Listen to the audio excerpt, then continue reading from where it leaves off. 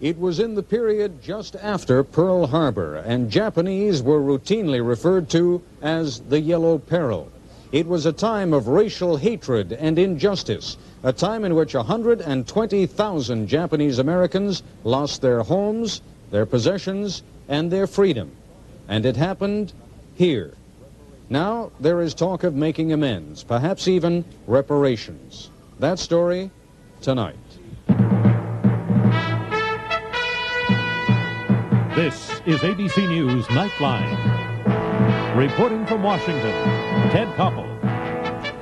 Good evening. It is important to remember as we begin tonight's broadcast that the people who were victimized in 1942 were not, for the most part, Japanese. They were Americans of Japanese ancestry. But unlike German Americans or Italian Americans who easily blended in with all the other hyphenated Americans during World War II, those whose parents and grandparents came from Japan were easily singled out. What happened to these people would have been sad enough if it had been the product of scattered mob violence, but it was not. This was the American government in action, violating the very Constitution and Bill of Rights it is sworn to uphold. Now, finally, 40 years after the fact, a presidential commission has begun investigating the injustice, with an eye to ensuring that it never happens again. There is, as John North reports, a great deal to investigate. Pearl Harbor was devastated, and America thought Japan's next step would be an invasion of the continental United States. Up and down the West Coast, the slogan of the day is, "Watch those Japs." In the hysteria that followed Pearl Harbor, 120,000 people of Japanese ancestry were forced to leave their homes. They were to be evacuated from the West Coast and relocated. 2/3 of them were American citizens. The rest were their parents and grandparents. They were ordered to sell or dispose of their property immediately. They were told to take only the luggage they could carry in both hands. For many women, that included infants. The first stop was an assembly center at places like Santa Anita Racetrack near Los Angeles. Some of us were ushered to the horse stable area, which was just recently, the Seabiscuit had evidently left, and the horse stable area was really a terrible, unsanitary, and unhealthy with stench. In Hawaii, American citizen Saburo Sugita was taken from his family and business and detained for a year after Pearl Harbor. For a year, he only saw his family through this picture. His daughter Liz was 11 years old when the family was finally reunited, ordered to board a ship for the mainland. Everything seemed to cave in, and one thing led to the other, and next thing you know, take my father away. We haven't seen him for a whole year, and when we met again, we were headed for a concentration camp.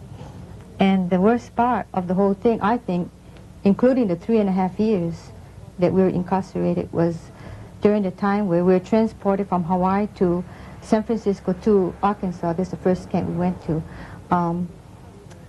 as if we're criminals, you know. We were at gunpoint. They had bayonets and machine guns pointed directly to us all the way, and wherever in between stops, you know, like off the boat to the ferry, off the ferry to the train, there was always some people around, onlookers jeering at us. And it was such a traumatic, frightening experience for any adolescent. It's a lifetime, to me, it's a lifetime psychological damage. The Sugita family was sent to Jerome, Arkansas first, one of 10 relocation camps in the United States. A camp would house from 8 to 20,000 people. Even the Secretary of War called them concentration camps. We didn't know what was going to happen to us. We didn't know if this was the last time we would be anywhere near where we grew up. No one knew if it was going to be a month or forever. And that's a big thing. This War Department film was designed to tell Americans what was happening, but it's a different version than that experienced by the people in the camps. The people are not under suspicion. They are not prisoners. They are not internees. They are merely dislocated people, the unwounded casualties of war. It wasn't a camp where, you know, we were just temporarily, or that we were put there for our own good or for our protection kind of thing. We were imprisoned. We knew that if you try to walk through that gate and, you know, just leave, I mean, you know, you're going to get shot. The camps were huge, rows and rows of barracks-like buildings, wood covered with tar paper. They were in remote places, a world away from the homes left behind. Everything was community. It was one big mess hall like the, typical Army mess hall. And then the showers and the laundry room and the washroom were all in the bathroom. All community, right? And everything was like, it was just dirt road, no ditches or nothing. When the rains came, we were flooded. In the summer, there were dust storms, and in the winter, blizzards. And the barracks were just so crude, huh? There were all these cracks in between. You had dirt coming up into your room. We had to fill up holes with the newspaper. And it was just so cold in the winter. Eventually, there was some order. Out of necessity, camp governments were established. Farms were created out of what was, in most cases, desert. This film was taken by Ichi Sequoia at Heart Mountain, Wyoming, who was given special permission to have his own camera. Workers were paid between $12 and $19 a month, depending on their position. These were people who had owned businesses, farms, and homes. People who were doctors, lawyers, and American citizens. The life in camp is dull for us who have been working, earning a livelihood. We have no means of earning a livelihood.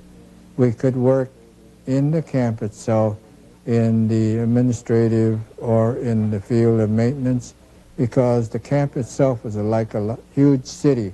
For the young people, there were activities like this dance. For Paul and May Ashimoto, there was a marriage while they were in a camp. But on the edges, there was always the barbed wire. It may have been hardest on the older people. Adjustments that we could do as younger people, because we had a lot of energy, if nothing else. But they were worn out. They were resigned to this defeat. All the years that they put into their life was just, wiped out.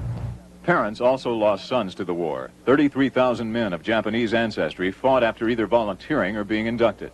The most highly decorated U.S. fighting unit of the entire war was the 442nd Regimental Combat Team, composed of people of Japanese ancestry. All the time, knowing that our parents were just as insecure as we were, or that where would we go, even if we wanted to leave, right, with nothing, we had left everything behind. Many people had lost everything. But what hurt them most was the complete denial of the rights they had been taught to expect and believe in as American citizens. While in the camps, they still displayed flags in parades like this. But there is a deep bitterness. Until the war started, I was American. I was an American. My mother, my father, my sisters, and we're all Americans. But after the Japanese attacked Pearl Harbor, we became Japanese. I don't think we were treated equally as any other Americans of other ancestry. It's hard to forget because really it's a deep wound. There's been great rage and it's all been buried, you see, all these years. At the same time, it will come up and someone say, oh, I didn't know there was such a thing that went on. And I think again, well, why don't you know? But who did anything about it? Why should they know if no one says anything? There is disagreement among the people who were forced into these camps as to whether they should be paid for what they lost. But there is little disagreement that the story of what they suffered should be told. John North, ABC News, Los Angeles. In a moment, we'll talk live with the head of a group of Japanese Americans seeking reparations and with another former internee. Baseball's the same in Japan as it is in America. You played 9 innings. 3 strikes and you're out. And after the game, there's nothing like a beer. And when Numa's in town, I treat him to light beer from Miller because it tastes great. Yeah, I know it's less filling, but we drink it because it tastes great. Listen, Numa, it tastes great. All right, it's less filling. Light beer from Miller. Everything you always wanted in a beer. And some are born to lead with noble spirit and endless ability. Like the Canon A1. The A1 with 5 automatic exposure modes plus manual. To stop action or let it flow. To control depth of field. To add light automatically. To use light dramatically. The Canon A1. Born to lead. Town & Country Furniture Company, 1300 West Main Street in Lebanon is going out of business. We quit. Everything goes to the bare walls. Some of the finest furniture around. Thomasville, Bassett, Broyhill, Burlington House, Lee, and many more. 6-piece solid wood living room group, $299. 2-piece living room suits, $168. End table, coffee table, $78 a set. 3-piece bedroom suit, $198. Spring and mattress sets, $99. Lamps, pictures, mirrors, wall accessories, one-half price. Recliners, $88. All sales are final, cash and carry. Hurry now for the best selection at Town & Country Furniture, Lebanon, Tennessee. In a village where food is scarce, the first harvest is a small miracle. To the Peace Corps volunteer, it's part of a worldwide effort that's been going on for 20 years, helping people help themselves and building lasting friendships. And that means a better future for us all. It's not just a harvest, it's a real beginning. Peace Corps, the toughest job you'll ever love. Late night Fridays, it's the International Chicken Olympics. It's a beautiful jump. And the master of heavy metal, Ted Nugent, on Friday. Just poultry in motion. Among those to testify at today's hearings on the internment of Japanese Americans was a man who now heads one of a number of groups seeking reparations for that internment. Minoru Yasui, chairman of the National Committee for Redress, gave a graphic description of what it was like. I can remember 37 years ago, 29 days, I came out of the county jail in Portland, Oregon with handcuffs on my wrists, with leg shackles on my ankles. I couldn't have been a more miserable specimen of humanity that you could possibly think of. I was an enemy alien according to the decision in the United States District Court, one of the hated minority. There is no amount of money that can ever repay us for the kinds of things that we underwent. Who is going to give me back 9 months of solitary confinement? Who can put a price tag upon that kind of confinement? There is no way that there is a dollar amount that will ever satisfy it. Minoru Yasui is standing by live now here in our Washington studios, and with him another former internee, Tom Komitani, a chemist from Warren, New Jersey. Mr. Yasui, you were a very angry man this afternoon. It's in a sense, I suppose, hard for many people to understand that it's possible to be that angry almost 40 years after the fact. Well, it was a very live and vital kind of an experience in my life. Angry? No. Emotionally affected? Very much so. You know, you made reference to having been in solitary confinement for 9 months. Why? I mean, not why did you make reference, but why were you in solitary confinement? Well, frankly, it was because of a violation of a military order. The commanding general on the Western Defense Command, General John L. DeWitt, issued an order saying that all persons of Japanese ancestry must remain within their homes between the hours of 8 p.m. and 6 a.m. Now, the fact of curfew is not important, but the distinction between American citizens of Japanese ancestry are confined to these kinds of restrictions. Whereas if you and I had gone out, had dinner, come back at 8:05, I was subject to arrest because of my ancestry, whereas you would not have been. It was my belief then, it is my belief now, that this kind of distinction is certainly not valid, is unwarranted, and certainly ought to be unconstitutional. Now, we cut you off a little bit in that soundbite because the last thing we heard you say is that there is no amount of money that can compensate anyone, but that's a little bit unfair to you because you do believe that there should be some kind of financial compensation. Oh, Why? that is correct. It seems to me that under the Anglo-Saxon doctrines of law, that if there is an injury caused, the cause of that injury should certainly respond in monetary damages. I believe that this is certainly fundamental in our whole system of justice. Mr. Komitani, you must have been a young man at the time. What are your recollections of those days, and what were your feelings as an American? Well, I was 7 at the time. I was convinced that I was an American. I was proud of my country. I pledged allegiance loyally every morning at school, saved my pennies for war stamps during those days.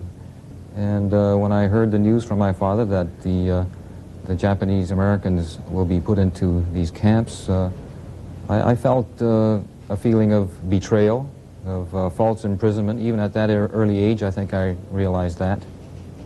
Is there, and I don't know which one of you wants to answer this, but is there a sense that perhaps Well, I guess it's not perhaps. The Constitution failed in this case, didn't it? The Bill of Rights failed in this case. Well, I don't think it was so much a failure of the Constitution or the Bill of Rights. I think the ideals and principles are therein embodied. It was a failure of the court to interpret the Constitution and the Bill of Rights. It was a failure of our executive to protect the rights of all American citizens on an equal basis.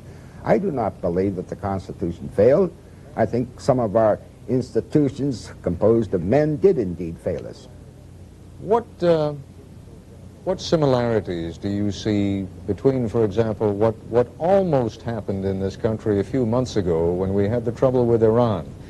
It seems to me that there was a tendency for people to react the same way. Is that just human nature? Because somehow I think we in America have always believed that we're immune to that kind of thing. You obviously have had a different experience, both of you. Yes, I think indeed there was a dangerous parallel. It reminded us in a very melancholy way what did happen to us 40 years ago. But again, to condemn an Iranian student for something that happened 6,000 to 7,000 miles away, this is wrong. Our whole principle of law, of justice says that no person shall be punished for the acts and conduct of other persons, certainly thousands of miles away. It was the same way with us. 3,000 miles away, the Japanese attacked Pearl Harbor, and certainly I don't defend it, but why make innocent people on the mainland coast of the United States, American citizens, suffer because of the transgressions of others? All right, Mr. Komitani, I can almost hear some people around the country now saying, all right, now why, 40 years after the fact, why should the American taxpayer make up for it? An injustice was done, but it's ancient history. Well, I think it took about 40 years for me anyway to come around to speak out. I don't think at the time I realized what an impact it had on me, both psychologically and otherwise. I felt that that the camp experience was just kind of an adventure, I think, for me as a little kid. But then the real devastating effects, the psychological effects of the experience, of the stigma of being imprisoned in my own birthplace as an enemy, I didn't get over that for decades to follow. And it was a long ordeal. Would money make a difference now? I don't mean to cheapen it. I'm asking the question in all seriousness. Would it make a difference if there were compensation for every Japanese American who suffered 40 years ago? Well, let me put it the other way.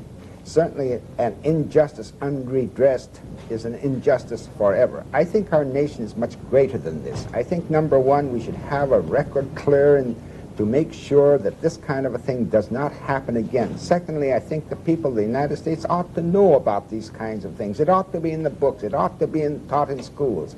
Secondly, so far as the redress is concerned, whether we can ever achieve a monetary amount for the appropriations of Congress, I don't know. That is not the important point, but at least let us have an acknowledgement by the Congress of the United States that tremendous monetary losses were incurred by these people. And thirdly, let us devise those kinds of mechanisms to make sure that this will never happen again to any people within our United States. All right, Mr. Yasui, Mr. Komitani, thank you both very much indeed. In a moment, we'll be talking with the vice chairman of that presidential commission. Breakfast, lunch, dinner, brunch and supper too. No one anywhere, anytime can make omelets like they do. At your International House of Pancakes restaurant, any meal featuring eggs is special, like our 3-egg omelets. Choose from cheese, ham and cheese, Denver, or our famous International. Try an omelet by the experts. What a meal, what a meal. International House of Pancakes. What a meal your House of Pancakes makes. Critics agree. Stripes is the comedy hit of the summer. Don't miss Stripes, a personal triumph for Bill Murray, says Stephen Schaefer of Us Magazine.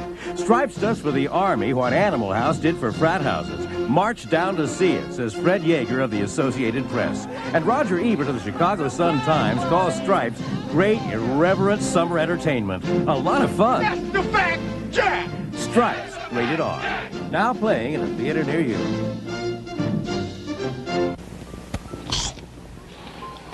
Mmm.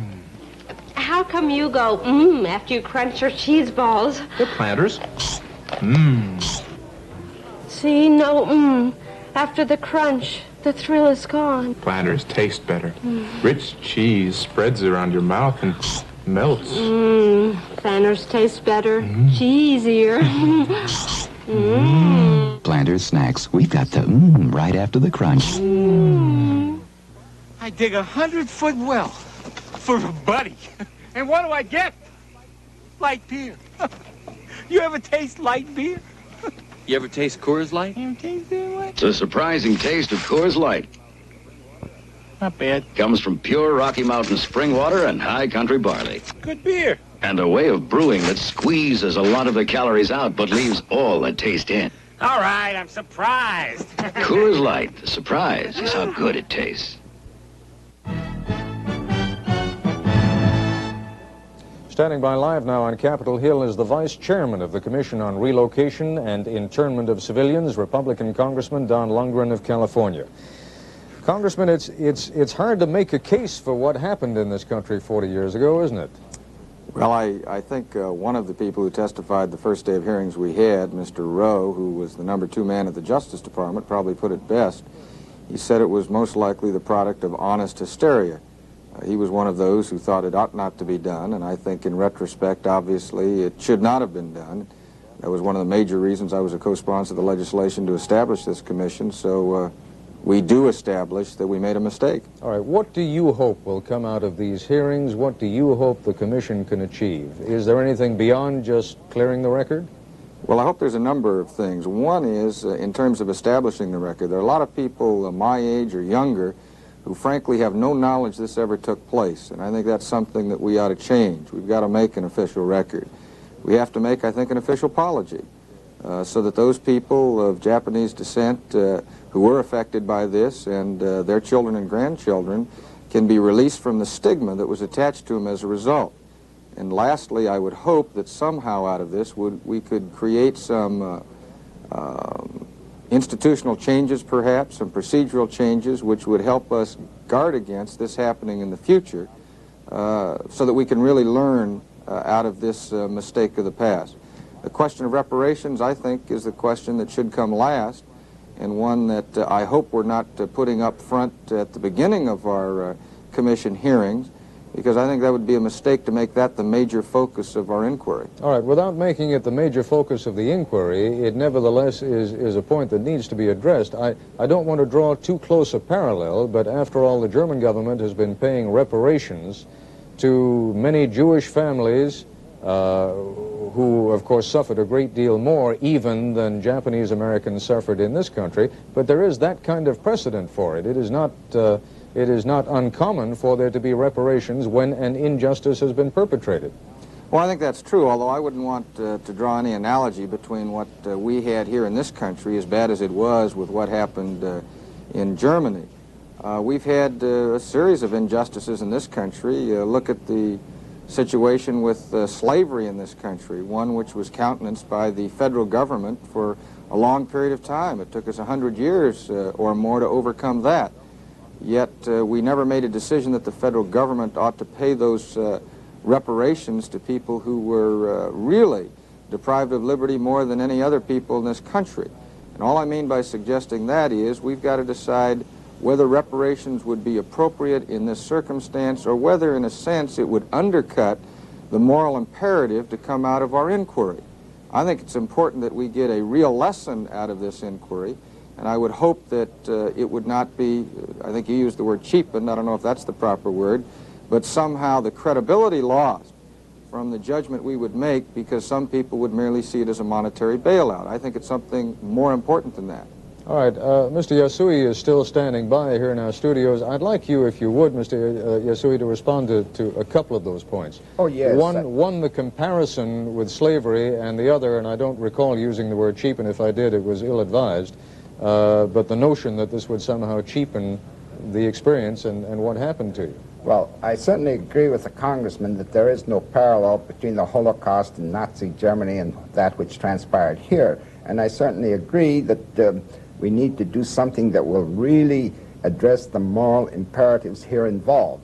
But I certainly don't need the Congress of the United States to relieve me of any stigma. In my own integrity, I have that confidence in my own character to say that I don't need a congressional act in order to relieve me of that. However, talking about slavery, and that's a very specific point. Please do it quickly, sir. Number one, the government of the United States did not actually cause the slavery to happen. The actual fact of evacuation was caused by the United States government. Number two, after slavery is abolished by the 13th, 14th, and 15th Amendment to the Constitution of the United States, here in the United States we have been pouring forth millions, hundreds of millions of dollars in order to make up that kind of disadvantagement to those who were the victims of slavery back 100 years ago. Mr. Yasui, I have to interrupt at this point. Thank you, and thank Congressman Lundgren. In a moment, we'll have a final word from a former justice of the Supreme Court. Who thinks about winter in the middle of July? Sears does, and so should you, because now, before the snow falls, Sears prices fall too. You can save 25% now on all winter weight outerwear for kids with layaway convenience. Cozy coats, jackets, sporty vests, parkas, the works. All a cool 25% off. Whee! And put your purchase in a deep freeze with a small layaway deposit. To help save for a winter day, you can count on Sears, huh? Aww. Enter Pabst's Real Taste of America sweepstakes and win a trip to get your favorite Real Taste. Is Maine lobster your choice? How about real Texas chili? Would you pick New York or New Orleans? Isn't easy, is it? Imagine a real Hawaiian luau and Pabst Blue Ribbon to go with them all. Come on, pick your favorite Real Taste and win a trip to get it in Pabst's Real Taste of America sweepstakes. Give that man a blue ribbon, the real taste of beer. A work of nature this beautiful deserves an oil stain this beautiful, this rich, this enduring. Olympic Oil Stain. Its specially treated oils penetrate deep into wood's fibers to protect wood and give your home a natural vitality that lasts for years. Olympic Oil Stain, for beauty that's more than skin deep.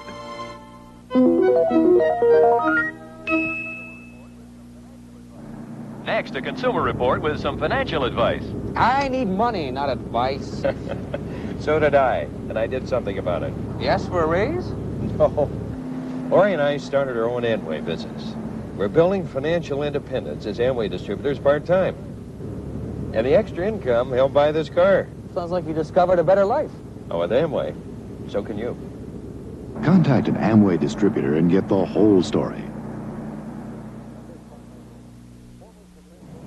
And this final note. Former Supreme Court Justice Abe Fortas was an official of the Interior Department in 1944 when he paid a visit to one of the camps where Japanese Americans were interned. In testimony earlier this week, he described what that visit was like. The memory of this visit has remained with me as a dramatic recollection during all of these years. But perhaps the primary reason why my visit made such a vivid impression upon me was that I was taken to a schoolroom in the center, probably for children of kindergarten age. As I entered the room as the representative of the Department of the Interior, the children, who were all neatly dressed and scrubbed, I can see them before me now actually, rose to their feet and they sang America the Beautiful.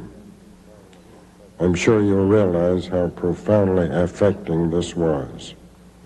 Here were small children who had been uprooted from their homes and transferred with their families to this barren, quasi-military camp. At the time of my visit, their future was still uncertain. These blameless children,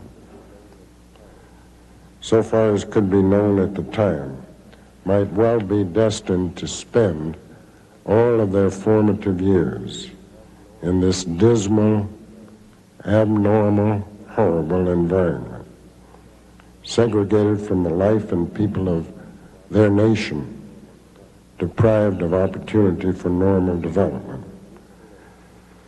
Nevertheless, in their beautiful innocence, they were singing a tribute to their country. That's our report for tonight. This is Ted Koppel in Washington. For all of us here at ABC News, good night. This has been ABC News Nightline.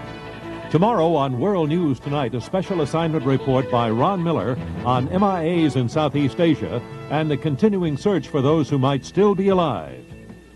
Nightline is a presentation of ABC News.